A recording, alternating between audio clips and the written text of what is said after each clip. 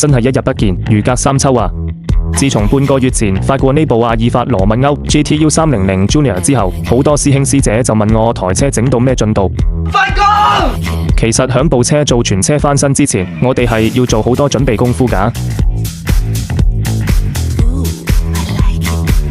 除咗引擎同底盤之外，仲有內籠、後備箱。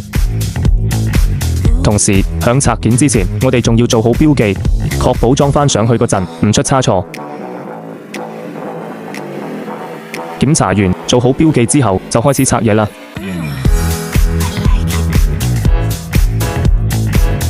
冇錯，依家拆緊波箱啦。關大叔話做老車翻新最緊要係細心，細節好重要。好啦，今日就拆到呢度，聽日繼續。